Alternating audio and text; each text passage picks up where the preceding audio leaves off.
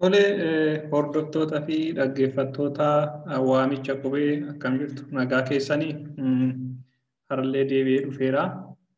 Egaa harallee kutaa barnootaa kutaa 15ffaan qabadhee isiniif dhiyaadhe. Kutaa barnoota 15ffaa keessatti kan walii wajjin ilaallu gabaajee fi kottoonfachiisuu kan jedhu ta'a. Egaa gabaajee fi kottoonfachiisuun maal akka ta'an afaan Oromoo keessatti akkamitti akka fayyadamnu har'a walii wajjin ilaalla.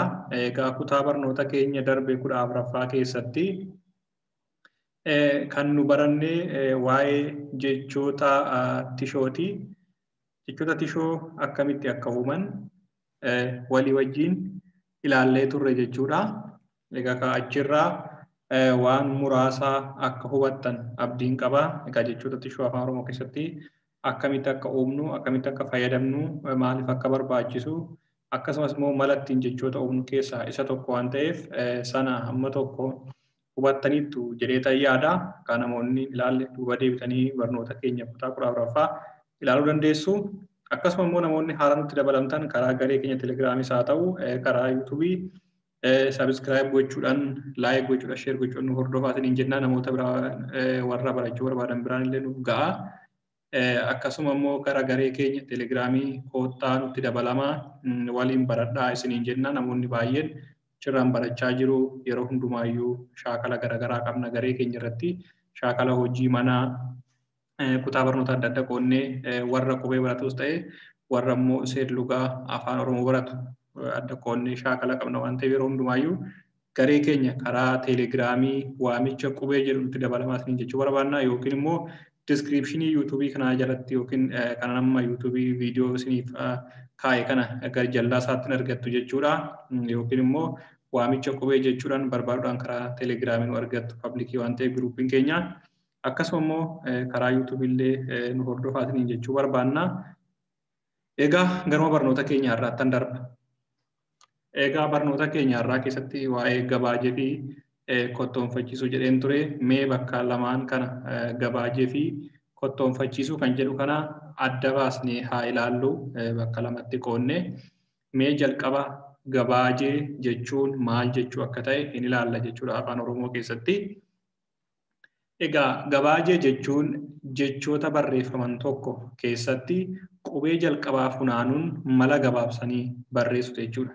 Gabaajee jechuun afaan Oromoo keessatti jechoota barreeffaman tokko keessaa qubeelee jalqabaa funaanuudhaan gabaabsanii barreessuun kottoonfachiisuu gabaajee jedhama. Ifama afaan Oromoo keessatti jechoota barreeffaman qubee jalqabaa funaanuun gabaabsanii barreessuun gabaajee jedhama jechuudha. Mee fakkeenya wajjin ilaalla akka isiniif galuuf jechuudha waa'ee gabaajee kana. Mee fakkeenyota armaan gadii kana walii wajjin haa ilaallu. Fakkeenyota armaan gadii kana walii wajjin haa ilaallu. Fakkeenya jalqabaa irratti kanan fudhadhee jechoota biiroo barnoota Oromiyaa jedhee barreeffamee jira jechuudha. Jechoota sadiitu walitti aanee barreeffame. Egaa kun maqaa dhaabbata tokkooti. Dhaabbata biiroo barnoota Oromiyaa kan jedhudha. Egaa amma asirratti jechi kun dheeratee akka kanatti barreeffamee jira jechuudha jecha sadiini. Egaa jechoota kana keessaa qubeelee jalqabaa funaanuudhaan gabaabsinee barreessuun gabaajee jedhama jechuudha. Jechoota kana keessaa qubeelee jalqabaa funaanuudhaan gabaabsinee barreessuun gabaajee jedhama. Kanaaf akka kamitti barreessinaa? Baa, tuqaa oo jennee akka kanatti barreessinaa jechuudha. Akka kanatti barreessina jechuudha gabaajee gabaabsinee biiroo barnoota Oromiyaa. Kanaafuu gabaabsinee yoo barreessinu nama kamiif akka galutti akka kanatti gabaabsinee hin barreessina jechuudha. Isa namarra marii kanaa. Egaa maaliif akka barbaachise gabaajeen gara booddarratti faayidaa isaa fi barbaachisummaa isaan ilaallaa. Fakkeenya ittaanu keessatti kolleejjii barsiisota roobee jedhee tan fudhadhee. Egaa ka kolleejjii barsiisota roobee jedhu kana jechoota sadarraa ijaarame jechoota isaanii kana keessaa qubee jecha kolleejjii jedhu irraa kaa fudhannee jecha barsiisota jedhu irraa baa fudhannee jecha roobee jedhu irraa raa fudhannee akka kanatti gabaabsinee barreessina jechuudha. Gabaabsinee gabaajee goonee barreessina. Kaa tuqaa baa tuqaa raa.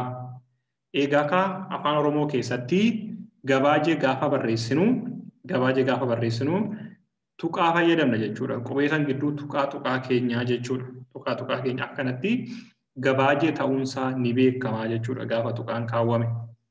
Kanaaf yeroo hundumaayyuu qubeelee akka jalqabatti fudhannee akka gabaajeetti fayyadamnu sana gidduu tuqaa keenya tuqaadhaan adda isaan baasnaa jechuudha. Akkuma asirratti barreesse kanarratti.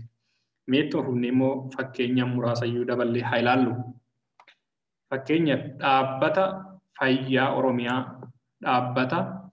Oromiyaa jedhee sana kanatti fudhadhee eegaa jechi jalqabaa dhaabbata kan jedhu jira.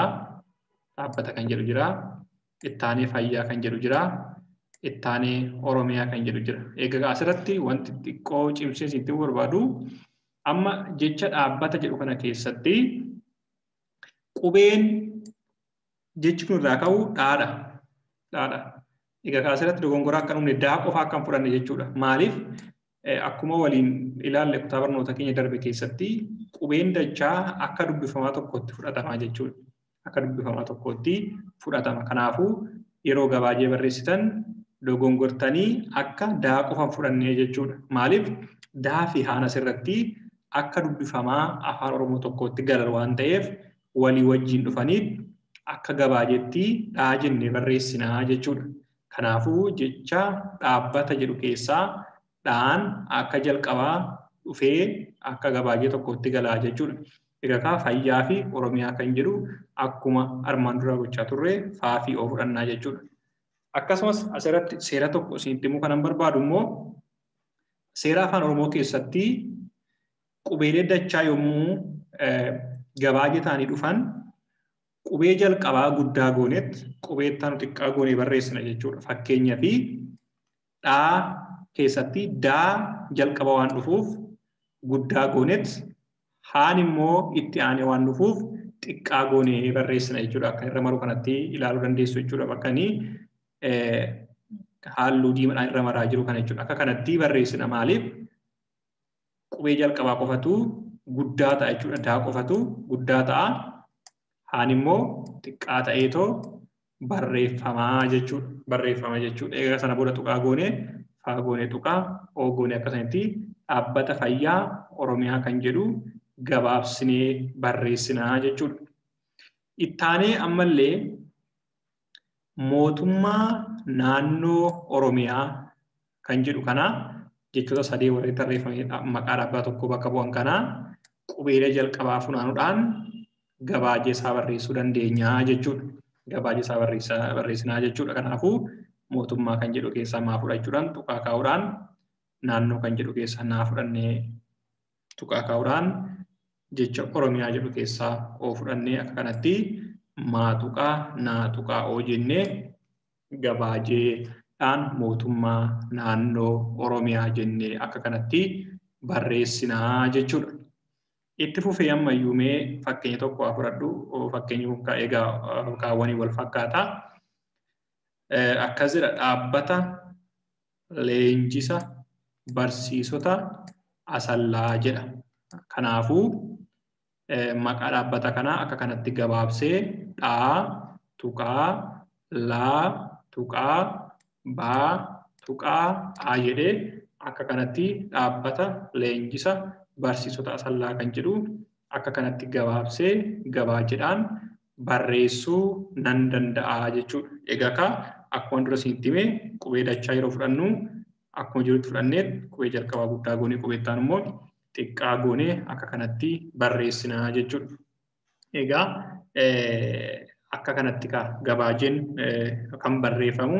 Egaa yeroo qusachuu fakkeenya muraasaa qofaan fudhadhee akkasitti dheerannee fi Egaa isin fakkeenya baay'ee fudhattanii ilaaluu dandeessu jechuudha. Barattoonni shaakaltanii warri barachaa jirtanii akka sanatti fakkeenya baay'ee fudhadhaatoo yaala isiniin jechuun barbaada. Egaa warri karaa garee keenya telegiraamii keessa jirtan hojiin manaallee yommuu isinii kenname shaakalallee yommuu qabaattan shaakaltu waan ta'eef warri karaa yuutuubii qofaan hordoftan immoo ofuma keessanii shaakala isiniin jechuu barbaanna. Egaa kuni waa'ee gabaajeeti. Meetti fufnee immoo kottoonfachiisuu jechuun maal akka ta'e walii wajjin haa ilaallu. Kottoonfachiisuu. Egaa kun akkuma maqaa isaa kanatti kottoonfachiisuun namaaf gala jechuudha. Maquma isaarra yoo ilaalle kottoonfachiisuu jechuudha. Maaliif wanta dheeratee jiru tokko gabaabsuu jechuudha. Walitti butuu jechuudha. Kottoonfachiisuu jechuun kan isaa afaan Oromoo keessatti kaa. Egaa kunis gama seerluga afaan Oromootti illee dhufee akkuma sanaan wal fakkaata. Mee akkan hiika isaa asirratti barreessinatti walii wajjin ni dubbisnaa jechuudha. Kottoonfachiisuu jechuun afaan Oromoo keessatti jecha dheeraa ta'ee barreeffame tokko qubee muraasa keessaa filachuun mala gabaabsanii barreessuuti. Irraan deebi'aa. Kottoonfachiisuu jechuun afaan Oromoo keessatti jecha dheeraa ta'ee barreeffame tokko qubee muraasa keessaa filachuun mala gabaabsanii barreessuuti. Egaa asirratti kottoonfachiisuu kan jennu kuni jecha dheeratee barreeffame tokko qubee muraasa keessaa fudhannee gabaabsinee barreessudha. Egaa asirratti garaagarummaan inni gabaajii wajjin qabu akka adda baafannu hin barbaachisa jechuudha. Adda baafachuu barbaachisa maaliif? Yeroo baay'ee garaagarummaa gabaajii fi kottoonfachiisaa adda baasnee yeroo ittiin beeknee jira namoonni baay'ee wal fakkaatatti fudhatanii gabaajii yookiin kottoonfachiisaa jedhanii akka filannootti. Egaa isaan kun lama garagara jechuudha akkaataan isaanii. Kottoonfachiisuu jechuun jecha dheeratee barreeffame sana keessaa qubee muraasa fudhachuudhaan. Gabaajeen garuu jecha sana keessaa qubee jalqabaa qofa funaanuudhaan yoo barreeffame gabaajee jedhama jechuudha. Kottoonfachiisuu jechuun garuu jecha sana keessaa qubeelee muraasa tokko miti 2, 3, 4 ta'uu danda'a. Funaannee gabaabsinee barreessinu kottoonfachiisuu jedhama jechuudha. Mee fakkeenya yoo ilaallee haaluma salphaatti isiniif galaa itti taanee fakkeenya walii wajjin ilaalla. Fakkeenyaaf jecha hubachiisa jedhu kana yoo ilaallee dheeratee barreeffame. Kanaaf qubeelee 3 jalqabaa fudhannee hub jennee akka kanatti hubachiisa kan jedhu gabaabsinee barreessuu ni dandeenya jechuudha. Gabaabsinee barreessuu ni dandeenya jechuudha. Hub jennee akka kanatti gabaabsuu ni dandeenya. Egaa amma kun osoo gabaajee ta'ee qubee jalqabaa haa kana qofa fudhannaa jechuudha. Garuu kottoonfachiisuu keessatti qubee jalqabaa qofa fudhannu. Qubee muraasa irraa fudhanna. 3 fudhachuu dandeenya, 4 fudhachuu dandeenya, 2 fudhachuu dandeenya. Akkaataa nama biraatiif galuu danda'u. Akkaataa namni biraa hubachuu danda'utti jechuudha. Yommuu kottoonfachiisnee barreessinu akka isaanii ta'uu qaba. Maaliif? Kottoonfachiisuun kan akka gabaajee san qubee tokko qofa jalqabarraa fudhachuu hin dandeenyu. Qubee 3, qubee 2, qubee 4 fudhachuu dandeenya waan ta'eef yeroo baay'ee qubee 3 hamma 4tti fudhanna jechuudha baay'inaan. Mee fakkeenyaa fi jecha fakkeenya jedhu yoo ilaalle amma fakkeenya kana qubee faan fudhannee gidduu seennee kaa fudhannee nyaa keessa immoo naa fudhannee fakkeenya jenne kaa kun akkuma walumaa galtee jechuun foormulaan kana jedhamee lafa kaa'amee jiru waan ta'eef yeroo kottoonfachiisnu akkuma nuuf ta'etti kottoonfachiisee barreessuu dandeenya. Garuu akkaataa waltawa yookiin immoo namoonni hubachuu danda'aniin ta'uu qaba. Namoonni biraallee hubachuu danda'u jechuudha. Maaliif? Barreeffama garaagaraa yommuu barreessinu keessatti kottoonfachiisuu yoo fayyadamne namoota biraatiif illee galuu danda'uu qaba jechuudha. Maaliif nama biraatti gufuu ta'uu danda'uu hin qabu. Namni sun hubachuu danda'uu qaba jechuudha. Isa barreessinu kana egaa namoonni kutaalee barnoota garaagaraa baratan yookiin immoo barnoota afaan Oromoo baratan jechi fakkeenya jedhu kun yeroo akkatti barreeffamu hubachiisa kan jedhu kun akkatti yeroo barreeffamu baay'een keessan argitaniiru waan ta'eef baratamaadha baay'ee nama rakkisu jechuudha. Maaliif? Waltaweera jechuudha afaan Oromoo keessatti. Akkasuma jecha lakkoofsa jedhu yoo ilaalle fakkeenya sadaffaa irratti jecha lakkoofsa jedhu kana yoo ilaalle egaa lakkoofsa kan jedhu kana immoo akkamitti barreessine qubeelee jalqabaa arfan fudhachuudhaan lak jennee akka kanatti barreessine jechuudha. Egaa kuni akkaataa itti jecha lakkoofsa jedhu kottoonfachiisnee itti barreessinuudha jechuudha. Itti barreessinuudha jechuudha. Egaa kun yeroo baay'ee baratamaadha jechuudha. Akka kanatti barreessuuni. Akkasuma fakkeenya kanatti isiniif dabalu yookaan inni jedhu kun amma fakkeenyaa fi baay'ee beekamaadha. Akka kanatti qubee jalqabaa gidduudhaa kaa fudhannee ergasii dhumarraa naa fudhannee fakkeenya jennee akka kanatti yaa kaa naa jennee akka kanatti barreessina jechuudha. Egaa gaafa kottoonfachiisuu barreessinu akka gabaajee sanatti tuqaa gidduu hin gashinuu jechuudha. Tuqaa gidduu hin gashinuu walumatti aansinee barreessina jechuudha. San jechuudha. Qubeelee jechuudha san keessaa funaannee walumatti aansinee akka kanatti barreessina jechuudha. Egaa garaagarummaa gabaajee fi kottoonfachiisuu gidduu jiru hamma tokko hubattaniittu jedhee yaada. Fakkeenya baay'ee isaa fudhattanii shaakaluu dandeessu jechuudha. Egaa gabaajee fi kottoonfachiisuun immoo maaliif barbaachise? Maaliif of fayyadamna? Akkuma jirutti yoo barreessine maal qaba jechuudha sana immoo jennee yoo ilaalle egaa faayidaa malee wanti tokko hin jiraatu jechuudha. Wanti tokko gaafa jiraatu faayidaa mataa isaa qabaata jechuudha. Maaliif? Egaa afaan biraa keessatti fakkeenya afaan Ingiliffaa keessatti baranneerraa afaan Ingilizii keessatti akkuma barannetti gabaajee baay'ee fayyadamuu seera gabaajee baay'ee jira. Akkuma sana afaan Oromoo keessatti illee faayidaa mataa isaa qaba jechuudha. Egaa gabaajee yeroo baay'ee gabaajee fi kottoonfachiisuun kan barbaachisuu fi egaa irratti faayidaa muraasa qofa kaa'eera. Faayidaa baay'ee jiraachuu danda'a yeroo qusachuudhaa fi tokkoffaa irratti yeroo qusachuuf. Egaa gabaajee fi kottoonfachiisuun yeroo qusachuuf nu fayyadu jechuudha. Maaliif akkamitti? Fakkeenyaaf barreeffama biiroo barnoota Oromiyaa jedhu dubbachuu fi baabaa'oo jennee salphinee dubbachuudhaaf kan turan salphate jechuudha. Baabaa'oo jenna jechuudha. Baabaa'oo jenna salphumatti. Kanaafuu baabaa'oo jenne nama kamiyyuu biiroo barnoota Oromiyaa akka jennee salphumatti galaafi jechuudha. Kanaafuu yeroo qusachuuf yeroo dubbannu qusachuudhaaf nu fayyadaa jechuudha. Gabaajee fi kottoonfachiisuun. Egaa kaasirratti kanan fakkeenya yeroo gabaabsu fudhadhee gabaajee qofa akkasuma kottoonfachiisuu fakkeenyaaf fakkeenya jechuurraa akka sanatti gabaabsinee egaa yeroo baay'ee gabaajee jechaan jenna garuu kottoonfachiisuu immoo yeroo baay'ee barreeffamaan barreessina. Yeroo baay'ee kottoonfachiisuu jechaan jechuun hin rakkisa. Barreeffama irratti yoo ta'e malee dubbii keessatti hin fayyadamnu jechuudha kottoonfachiisuu. Garuu gabaajee dubbii keessatti fayyadamuu dandeenya jechuudha. Seera dubbii keessatti maal jechuu kooti? Gaafa dubbannu haasaa keenya keessatti gabaajee ni fayyadamna jechuudha haasaa keessatti. Garuu kottoonfachiisuu haasaa keessatti fayyadamuun baay'ee rakkisaadha jechuudha. Maaliif? Fakkeenya jechuudhaaf faakaanaa jedhee akkasatti dubbachuurraa fakkeenya yoo hin jedhe baay'ee garaagarummaan qabu. Maaliif? Qubee sadii waamuu fi jecha waamuun baay'ee garaagarummaan qabu waan ta'eef seera dubbii keessatti gabaajee fayyadamna malee kottoonfachiisuu yeroo baay'ee waan fayyadamnu miti jechuudha. Fayyadamnu jechuun ni danda'ama walumaa galatti. Maaliif? Gabaajeen waamicha keessa salphaa yoo ta'u kottoonfachiisuun garuu seera dubbii keessatti rakkisaa ta'uu danda'a jechuudha. Egaa fakkeenya akka lammaffaatti kanan fudhadhee iddoo barreeffamaa qusachuudhaaf fakkeenyaa fi waraqaa irratti barreessinu qusachuudhaaf yookiin kobbee ittiin barreessinu qusachuudhaaf nu fayyada jechuudha. Akkuma yeroo qusachuu nu fayyadu sana maaliif? Fakkeenyaa fi amma jecha hubachiisa jedhu yeroon barreessu dafee hub jedhee yoo nan barreesse tokkoffaa iddoon irratti barreessu naaf qusata jechuudha. Akkasumas immoo yeroo koollee naaf qusata jechuudha. Yookiin qabeenyaan ittiin barreessu sanallee yookaan halluu ta'uu danda'a halluu ittiin barreessu sanallee naaf qusachuu danda'a jechuudha. Kanaafuu akka kanatti hub jennee yoo barreessine baay'ee salphataa yeroos fudhataa jechuudha. Egaa asirratti immoo fakkeenya kana fudhadhe jechuudha. Iddoo qusachuu irratti kottoonfachiisuudha. Gabaajeen illee asirratti galuu danda'a. Rakkina hin qabu. Akka sanatti faayidaa akka kanaa nuuf qabu jechuudha. Egaa barnoota keenyarraa keessatti walii wajjin kan ilaalle waa'ee gabaajee fi kottoonfachiisuuti. Barumsa keenyarraa waan muraasaa hubattan abdiin qaba.